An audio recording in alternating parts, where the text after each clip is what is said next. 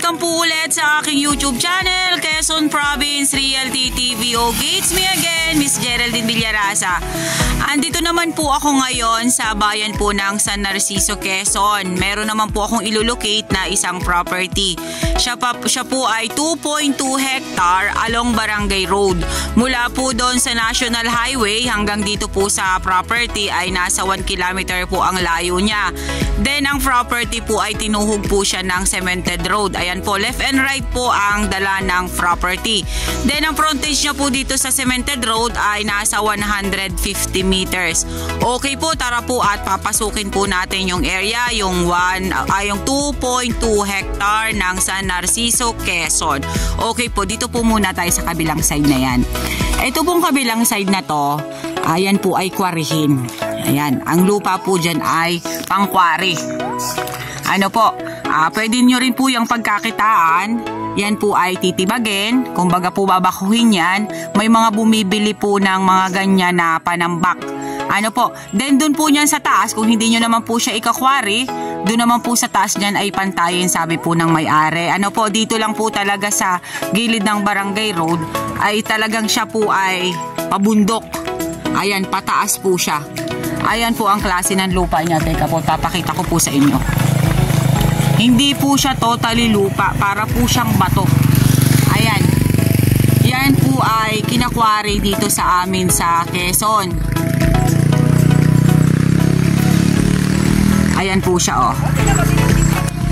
Then dito naman po sa kabilang side, ayan, same lang po sila ng frontage. Ano po, wala po tayong problema about sa electricity kasi po ito po ay may kuryente po dito sa area.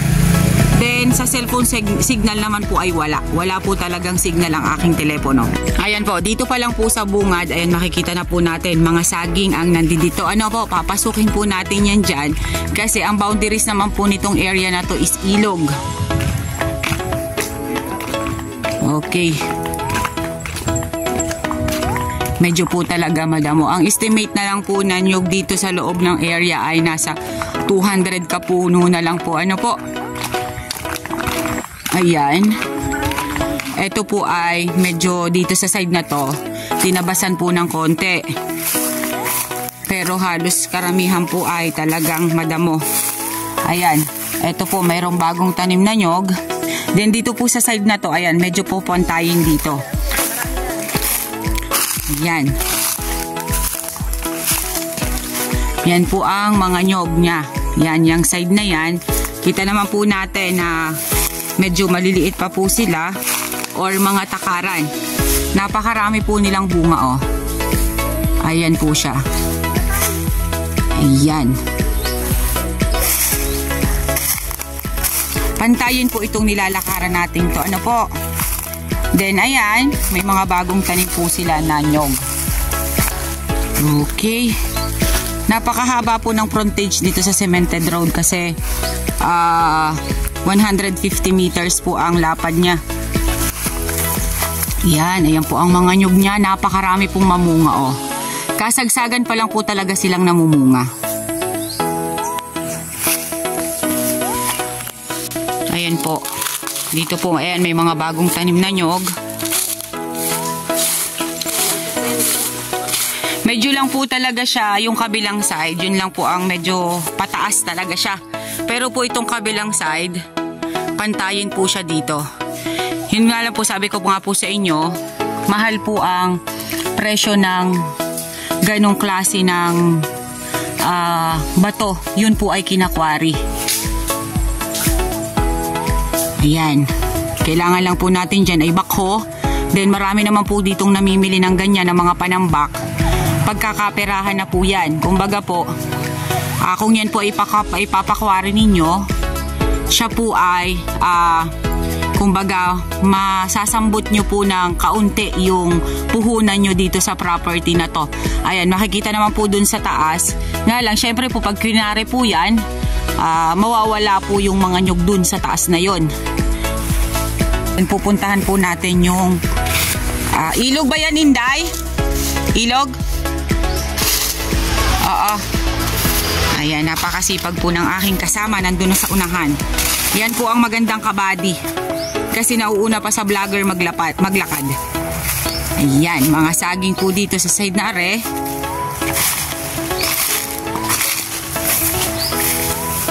Flat na flat po dito sa side na to. Ang boundaries po nito ay maganda talaga kasi may ilog. Okay, tara doon sa may ilog, Day. Ayan, flat na flat pa rin po dito sa side na to, oh. Ayan pa rin po siya, oh. Okay. Flat again. Basta po itong kabilang side ng Barangay Road ay flat na flat po talaga siya. Yan, mga kawayan. Kasama pa rin po yan sa property.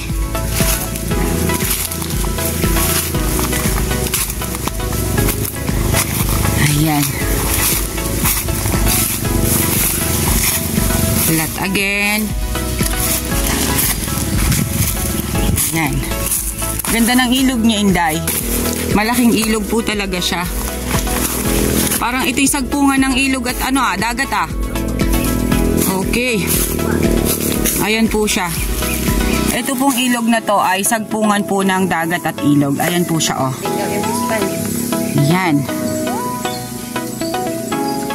Malaki pong ilog talaga siya. Ayun kasi may mga dun eh. Parang lalao. Pagka ganyang may lalao kasi, yan ay sagpungan ng tubig. Tubig, tabang at tubig alat. Yan. Mga labong. Sarap niyang labong na yan. Yung pong labong na sinasabi namin, yun po ay yung tubo ng kawayan na ginugulay. Masarap po yun ginagataan.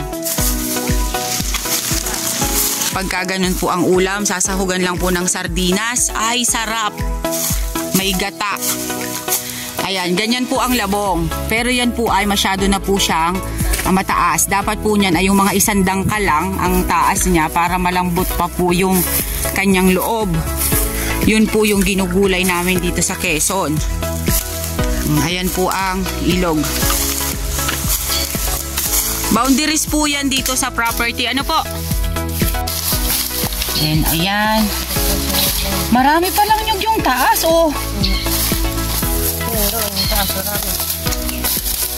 Ayun po yung kabilang side dun sa taas. Ayun, napakarami po niyang nyog.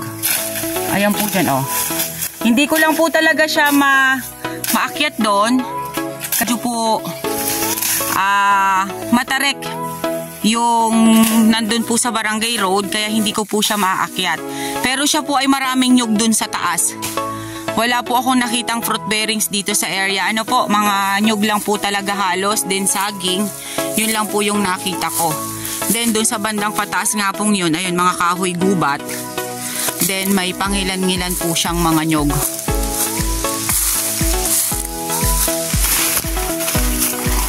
Ang kagandahan lang po nitong area na to kasi nga po yun. Gilid po siya ng cemented road, then may access na po siya ng kuryente. Then, yun nga po, yung gagawin yung kakwarihin ay pagkakakitaan pa po yun. Ayan, mga saging, more on po ay nyog talaga siya, oh.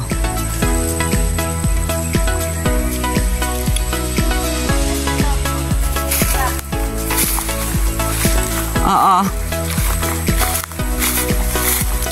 Ayan pa rin po siya. Pantay na pantay po dito sa kabila.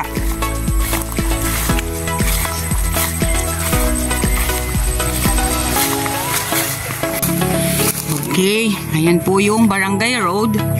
Yan po natututukan yan ng aking camera.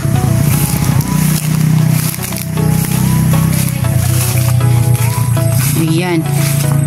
Ayan po siya, oh. May source po siya ng tubig dito na bukal. Ayan po ang hose niya, oh. Kasama pa ba, re? Ayan pa po siya. Napakaganda nito, oh.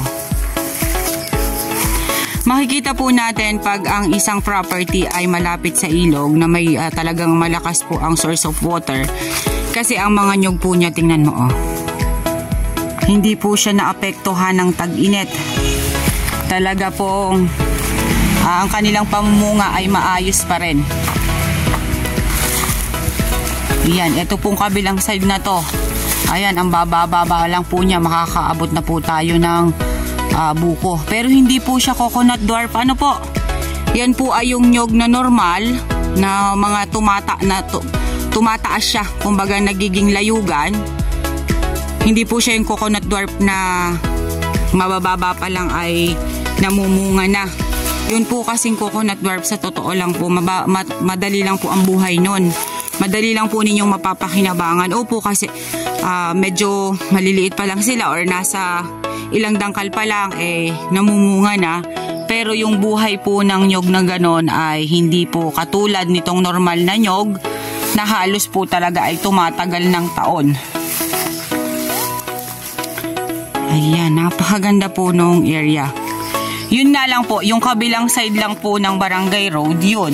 Medyo po talaga siya hassle doon kasi nga po ay pataas. Ngayon, kung gusto naman po ninyong inegosyo yung lupa nun, ay pwede naman po. Pero sayang po nung mga nyog na matatamaan doon sa taas kung yun ay ikakwari. Kasi talagang may mga nyog din po talaga doon sa taas nung bundok na yan. Ayan po siya.